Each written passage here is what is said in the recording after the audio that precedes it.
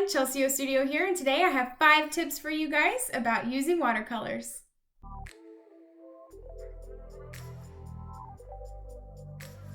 Hey guys, welcome back to the studio. So I've got a little bit of a different video for you today. I decided that I wanted to do the tips, but then I also wanted you guys to see those tips in practice on an actual speed paint. So the tips are going to be the first half of the video, and then the second half is going to be entirely dedicated to a speed paint where I can voice over and tell you when I'm using certain tips. So let's jump into it. Okay, so the first tip is to hop around. So a lot of people don't like watercolor because they feel like they can't control it. But if you hop around and you don't put wet colors next to each other, then they won't bleed into each other and you'll have more control. So I'm demonstrating that here with a yellow pigment, and I'm gonna put this purple next to it, and you can see that it just bleeds in completely. So unless you want that, great. If you don't want that, then here is the same example with a patch of watercolor in the yellow that has already dried. And wow, check it out. Look at that. It does not bleed because it is dry. The next tip is to paint light to dark. So whenever you're doing watercolors, it is much easier to cover over light paint rather than dark paint. So here I'm covering over this yellow, and you can see that it covers really easily with a color that is just a little bit lighter, and it's doing just fine. Whereas now I'm switching over to the purple, and you can see that the purple does not get covered really at all. You can still see the orange just a little bit, but it's not nearly as nice as it should be. Work light to dark. The third tip that I have for you is to control your water, both inside the watercolor pan as well as on your brush. I'm putting a lot of water on my brush, and then I am dipping this brush into a watercolor pan that I have overfilled with water. And then you can see that when I paint, it leaves a puddle. And I'm gonna turn the camera a little bit so that you can see that it is a really poorly controlled puddle. And that is probably one of the biggest mistakes. People think watercolor, they need all the water in the world, whereas you really don't. The more water you have, the less control you have. So now what I'm going to show you is if you take water out of your brush using a rag, and if you missed the tip about keeping a rag handy from the last video, then you can check that out here. I'll put a card above. And I'm dipping it into a lot of water in the pan. So again, I have a big puddle, but it is a lot more controlled. And now I'm going to show you a dry brush and a semi-dry area of the watercolor that's not just overly saturated with water. And you can see there's a lot of control, but it's a little scratchy. So I'm still not in that sweet spot of the perfect amount of water. So how I find the perfect amount of water for my brush as well as my pan is I will just touch the brush a couple of times, and then I'll use an area of the watercolor pan that is a little dry, but then I'll drag in some water from the edge just to give it a soft layer of water. And then that is the perfect amount of water to paint ratio. Tip number 4 is the lift away to erase. So say I make the mistake of not waiting on this purple sphere to dry before I try to paint with yellow next to it. Well, you can see, oh no, they immediately start mixing, and it's not even yellow at this point, it's like an orange. What I'm gonna do is I'm gonna take my rag, and I'm just gonna find a clean, dry spot on the rag, and I'm just gonna gently tap the rag onto the part I want to erase. And then I'm gonna clean my brush, dry it off a little bit, but not a lot because I want some of the water that's in the brush. And I'm just gonna use these small circular strokes to put the water into the paper, which will cause the paint to rise, and look at that, it erases. And then you're just gonna keep doing that process over and over. I switched brushes here to one that was a little bit more rough so that I could work the paper a little bit easier. It might not get it perfectly up, but it will allow me to then repaint the edge of that circle, and once it's dry, come back with the yellow and cover up my mistake. You can also do this technique to watercolor areas that have already dried, and I can actually draw in them, and then I just lift up and voila. A note about the paper I'm using cold press paper, and it is a lot easier to lift away on cold press than hot press. So if you want to know the difference between cold press and hot press paper, you can go watch my previous video here. I'll put the card up just in case you want to go check that out. And the last tip that I have for you guys is make way too much paint and save the rest.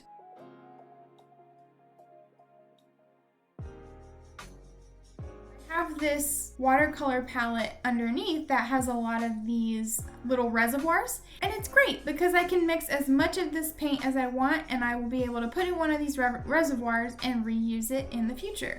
So the way that I do this is I add a lot of water to the color that I have made. Then I will just pour it into the corner of the palette I'm using, and that will help me more easily transfer it to the other palette. If it's a color on the palette that has the wells, usually I'll just leave it there because it's harder to transfer. If I did want to transfer it, I would use my brush and I would soak up the paint with my brush like you see here and drag it across the edge and try really hard not to touch the paint in the bottom because the paintbrush will soak it up. And you just scratch it and scratch it and scratch it, and you just keep going back and forth. It's very time consuming, so I don't do it a lot, but if the color is really pretty and I know I'm going to use it again, I will take the time to do this. It does help if every once in a while you dry your brush out, and then you can really get in those corners and soak up the paint like a sponge with your brush, and then go ahead and scrape that on the edge again until you're satisfied. So that's the 5 tips, but the video is not over just yet because I have a painting for you guys. Those of you that don't know me, I love Christmas, and I think that might even be an understatement. I've been dreaming about putting Christmas decorations up. So I thought, with some help from a friend, that I would go with a Christmas in July theme. So I'm gonna be painting this summer snowman for you guys with his cute little Santa hat. Look at the presents and look at the ornaments and the lights. Although the lights kind of look like chili peppers now that I'm looking at it, but they're not. They're Christmas lights. And I use every single tip in this painting that I mentioned in the video before. So stick around for this and I will see when it's over. Okay, so starting the video, I have already drawn out my idea. So here I'm doing the sky, and you can see that I'm using tip number 1, hop around, and then here I'm using lift away because I made that right part of the sand too dark. And the colors I'm working with right now are light colors, so I am still working light to dark. This one is not taped down. If you saw my last video and you were like, oh, why is it not taped down? Again, this is just a little painting for fun, so he's a little bendy. It's okay, it was just for fun. And to show you guys that I do use the tips. So you can see that I'm gradually getting darker, and I am still hopping around. The shadow under the snowman was already dry when I started painting his lower third. So, I don't know what that is. Is that his belly? His knees? His legs? I don't know. Anyway, I thought it was a little streaky, so I went over it again and darkened it up a little again. Darkened it up again. I am consistently through this entire thing using water to control my brush. You can see here I started working on the ocean. I put down a layer of water first, and then I started to layer my colors. I wanted them to blend nicely, which is why I put the water down first. I actually wanted the blend to work to my advantage. I really like doing gradients like this, and it really makes it look like the water is really deep the further it gets away from you. And then here I layered a little bit darker turquoise just to show that the waves that are rolling in have some shadows.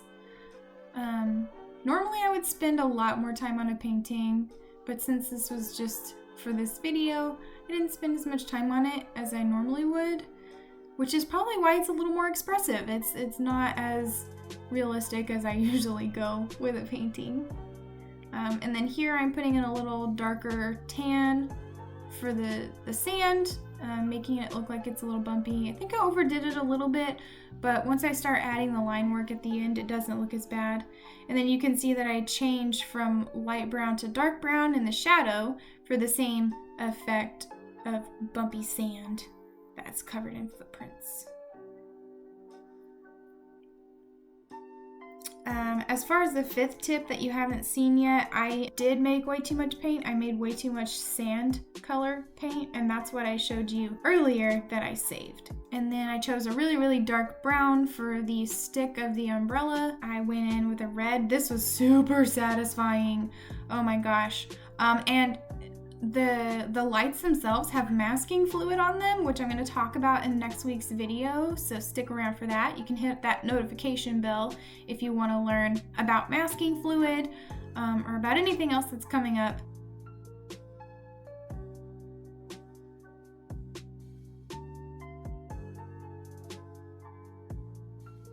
Here I'm mixing a brown color for the sticks. I wanted it to be darker than the poles, so I went a little darker with it. And then I mixed a green for the presents because I wanted it to be a little bit of a different green from that ribbon on the other side. The ribbon on the other side is a pretty dark green, and I wanted this to be a more fun green. And then put the same bright red on that present over there. Started adding a little bit of shading so that you can see it has a little bit of dimension. And here I'm painting the star. I'm sorry that it's so far. Oh, there it goes. And the ornaments, oh my gosh, guys, I have 3 trees and I love decorating them, which I've heard of people that have a lot more, but I do plan on getting more trees.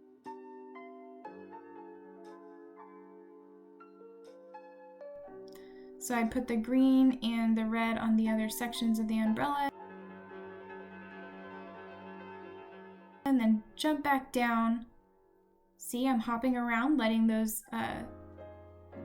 ornaments dry, and I have a light red ornament and a light green ornament in between.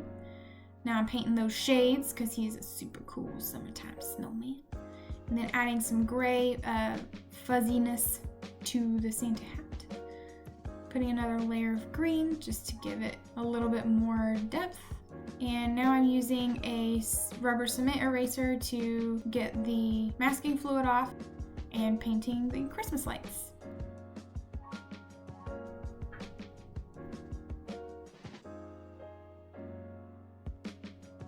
And using that rubber cement eraser again, it wasn't fully dry, so you'll see that there's a little bit of color in some of these white spots. I mean, the paint on top of it wasn't completely dry. But I'm going to paint them anyway. I'm trying to alternate the colors so that they aren't on top of each other. It's off kind of to the side. And now I'm doing the red ones. I wanted a little bit lighter red since I did have that bright red portion of the umbrella. And then the yellow. And then now I'm just adding the line art. I wanted it to be really cute, so I left a lot of empty spaces and I varied my line thickness quite a bit. There's some areas that are thick and thin.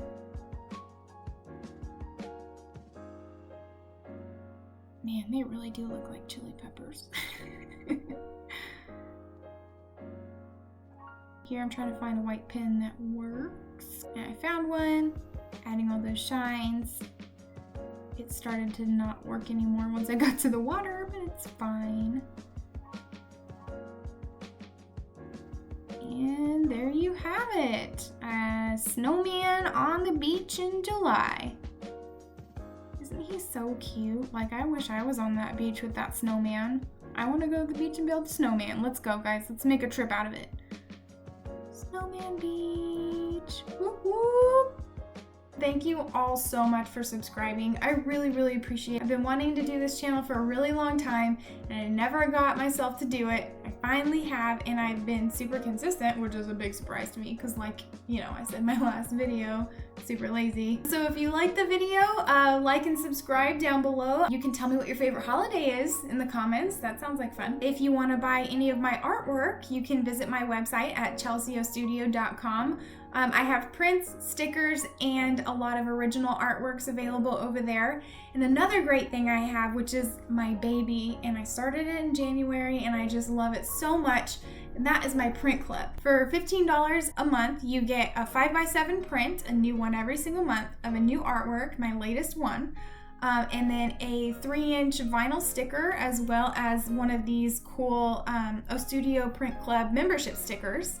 I have a really great print club community, and I just really love all my print club members. They're so supportive and amazing. I send out a newsletter every single month that tells them, you know, what's going on, and also I sent out a couple of freebies every once in a while. I gave them a coupon for a free sticker and 10% off everything in my store. So lots of goodies come with that print club. So definitely check that out if that's something you're interested in. For next week's video, we will be looking at 5 tools to make your life a little bit easier when using watercolors. So definitely stick around for that, hit that notification bell, and I will see you next week. Bye guys.